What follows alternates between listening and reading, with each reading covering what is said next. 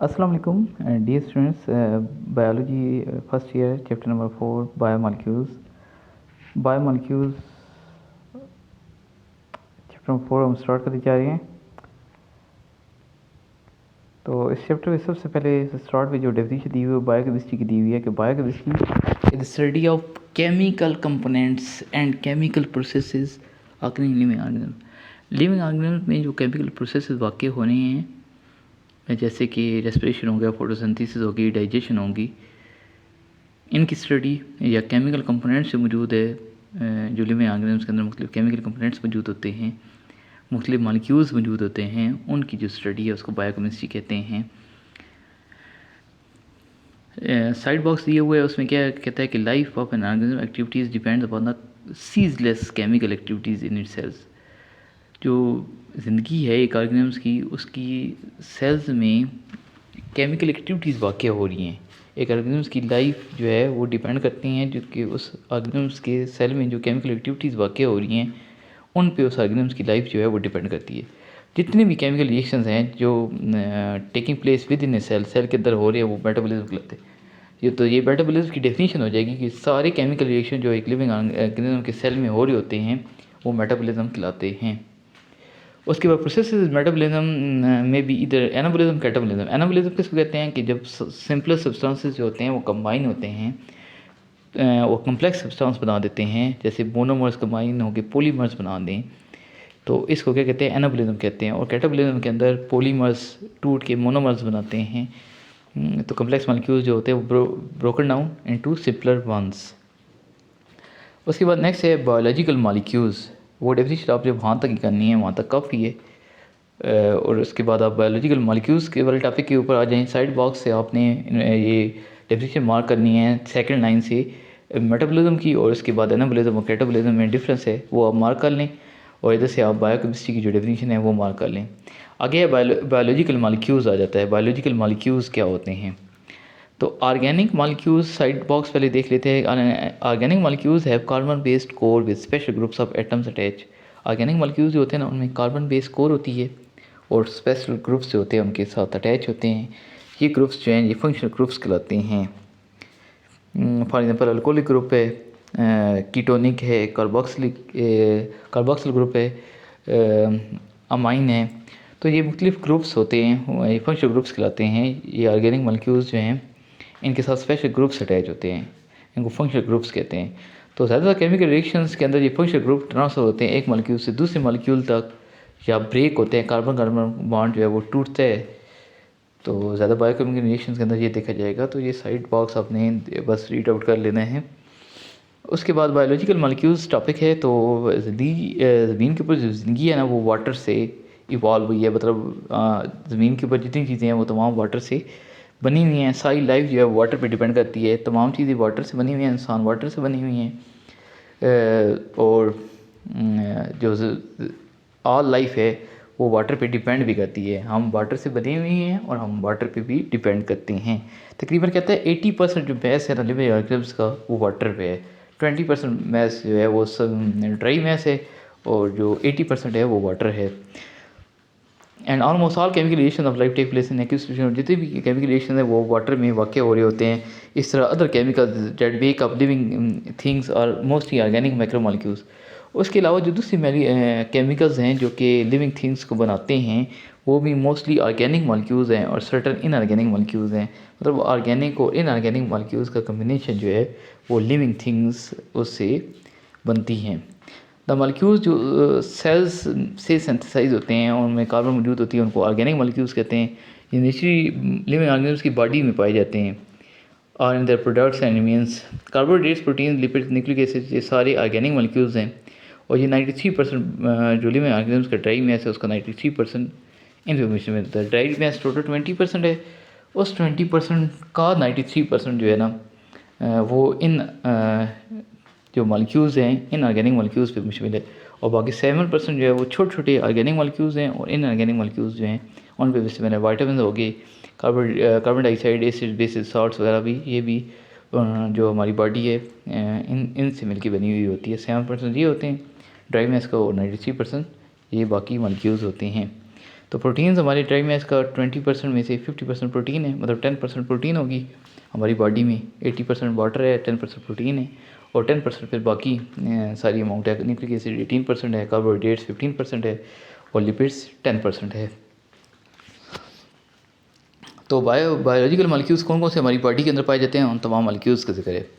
उसके बाद most of the organic molecules are large in size. कुछ मॉलिक्यूल्स जो हैं, ज़्यादातर मॉलिक्यूल्स जो हैं वो साइज़ में बड़े होते हैं और बायोलॉजिस्ट उनको मैक्रो मॉलिक्यूल्स कहते हैं। और बहुत सारे मैक्रो मॉलिक्यूल्स जो हैं वो पॉलीमर्स की शक्ल में होते हैं।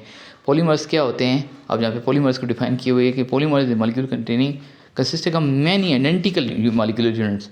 जैसे अमाइनो एसिड्स के ज्वाइन होने से प्रोटीन बनती है, तो अमाइनो एसिड्स आइडेंटिकल यूनिट्स हैं। आइडेंटिकल यूनिट्स मोनोमर्स इकट्ठे हुई हैं तो वो क्या बना है, पॉलीमर बनाए हैं। तो important macromolecules like carbohydrates, proteins and nucleic acids are the polymers of simpler monomers. Sugar amino acids monomers हैं, इनके कंबाइन होने से तो ये पॉलीमर्स बने हैं। तो ये एग्जांपल हो जाएगी पॉलीमर की, यहाँ से आपने जस्ट डेफिनेशन कर लेनी है और मोनोमर्स भी इसी के अंदर इंक्लूड है। मोनोमर्स, पॉलीमर्स और उनकी एग्जांपल्स भी सारी दी गई हैं। आगे types of bond in biology. मुख्तलिफ टाइप्स के बॉन्ड पाए जाते हैं। बायोलॉजिकल मॉलिक्यूल्स के फंक्शन और स्ट्रक्चर के ऊपर बड़ा अहम रोल प्ले करते हैं। तो कार्बन बेसिक एलिमेंट है ऑर्गेनिक मॉलिक्यूल्स का, तो टेट्रावैलेंट है, तो ये बहुत सारे दूसरे एलिमेंट्स के साथ रिएक्ट करता है, तो बॉन्डिंग होती है इनके दरमियान में। कार्बन हाइड्रोजन बॉन्ड जो है ये पोटेंशियल सोर्स है केमिकल एनर्जी का, कार्बन हाइड्रोजन का जो बॉन्ड है। और बहुत सारी सेलुलर एक्टिविटीज़ जो हैं उनके लिए केमिकल एनर्जी यहाँ से कार्बन हाइड्रोजन बॉन्ड से मिलती है। जैसे ग्लूकोज है, फोटोसिंथेसिस के अमल में ग्लूकोज तैयार होती है, तो वहाँ से उससे हमें एनर्जी मिलती है। हमारी बॉडी जो है उसको इस तरह एनर्जी मिलती है ग्लूकोज से। तो इनमें ग्लूकोज में क्या पाया जाता है, कार्बन हाइड्रोजन बॉन्ड ही होता है ना। उसके बाद कार्बन ऑक्सीजन जो एसोसिएशन है वो ग्लाइकोसिडिक लिंकेजेस प्रोवाइड करती है stability to the complex carbohydrate molecules. Carbon oxygen linkage जो है वो कार्बोहाइड्रेट मॉलिक्यूल्स जो हैं उनको स्टेबिलिटी मुहैया करती है।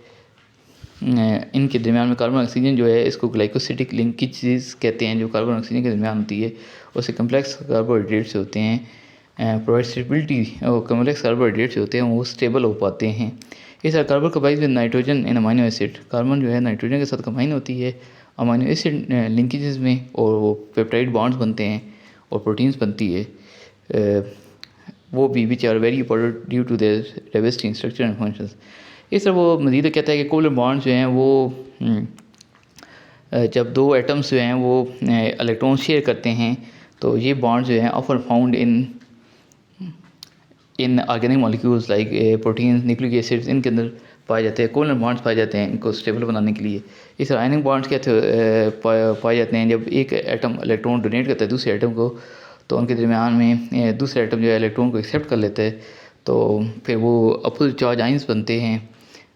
वो फिर उनके दरमियान इलेक्ट्रोस्टैटिक अट्रैक्शन होती है, वो एक दूसरे के करीब आते हैं, उनके दरमियान बॉन्ड बन जाता है जिसको आयनिक बॉन्ड कहते हैं। और ये इन ऑर्गेनिक मॉलिक्यूल्स के अंदर पाया जाता है, जैसे सोडियम क्लोराइड है उनके अंदर पाया जाता है।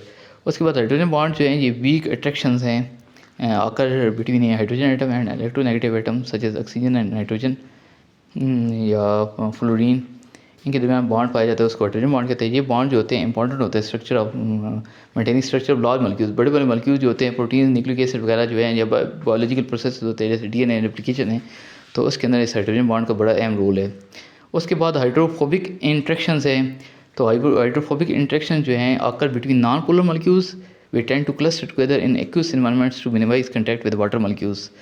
तो हाइड्रोफोबिक इंट्रैक्शन क्या होती है कि अब अगर हमारे पास कोई लिक्विड है तो उसकी सरफेस के ऊपर अगर कोई ये लिपिड के मॉलिक्यूल्स जो हैं वो अगर पड़ी हुई हैं, ठीक है, तो वो क्या होंगे कि वो आपस में कंबाइन होने शुरू हो जाएंगी, क्योंकि वो उसके अंदर डिज़ोल्व नहीं हो पाते हैं ना, तो वो ऊपर उसकी सरफेस पे पड़े हुए होते हैं, वो सारे मॉलिक्यूल्स एक दूसरे के करीब आने लग जाते हैं। तो ये नॉन पोलर मॉलिक्यूल्स के दरमियान हाइड्रोफोबिक इंट्रैक्शन पाई जाती है, वो इकट्ठे होने शुरू हो जाते हैं। एक्वस एनवायरनमेंट में जब वो आते हैं ना, तो वो चूँकि वाटर लविंग नहीं होते हैं, तो वो ऊपर ही वाटर के ऊपर ही इकट्ठे होने शुरू हो जाते हैं। अगर फॉर एग्जांपल 3 मॉलिक्यूल्स पड़ी हुई हैं लिक्विड की सरफेस के ऊपर, वो तीनों मॉलिक्यूल्स आपस में जुड़ के रहना शुरू कर देंगे, तो उनके दरमियान एक बॉन्ड बन जाएगा जिसको हाइड्रोफोबिक इंट्रैक्शन कहते हैं। This phenomenon is crucial for folding of proteins. Proteins की फोल्डिंग में और लिपिड बाई लेयर्स जो सेल मेम्ब्रेन्स में बनती है, उसके लिए ये प्रोसेस ज़रूरी होता है। उसके बाद हाइड्रोफिलिक इंटरेक्शन हैं आकर बिटवीन पोलर मॉलिक्यूल्स और वाटर मॉलिक्यूल्स के दरमियान होते हैं। पोलर मॉलिक्यूल्स और वाटर मॉलिक्यूल्स का जब आपस में इंटरेक्शन होता है तो उनके दरमियान में हाइड्रोफिलिक इंटरेक्शन होती है, वो आपस में डिज़ॉल्व होने शुरू हो जाते हैं। फॉर एग्ज़ाम्पल अगर हमारे पास कहते हैं कि ये इंटरेक्शंस जो है ना ज़रूरी होती है for distribution of polar and ionic compounds in water. Ionic compound ने वाटर के अंदर डिज़ॉल्व होना है तो हाइड्रोफिलिक इंटरेक्शन होती है, तभी वो आयनिक कंपाउंड वाटर में डिज़ॉल्व होता है। फॉर एग्जाम्पल नमक ने वाटर में डिज़ॉल्व होना है तो नमक क्या होगा, वाटर के मॉलिक्यूल्स उसको उसके जो आयंस होंगे उनको आप घेर लेंगे, ऑक्सीजन जो पॉजिटिव आयन है उसके करीब आ जाएगा, हाइड्रोजन जो है वो नेगेटिव आयन के करीब आ जाएगा, तो वो उसको घेर लेंगे, तो इस तरह वो उनके दरमियान में इंटरेक्शन पाई जाती है, उसको हाइड्रोफिलिक इंटरेक्शन कहते हैं। ये interaction help in various biological processes such as neutron transport, chemical reaction with in cell, उन सब के अंदर हाइड्रोफिलिक इंटरेक्शन पाई जाती है। ओके डियर स्टूडेंट्स, मिलते हैं नेक्स्ट वीडियो में। टेक केयर एंड अल्लाह हाफिज़।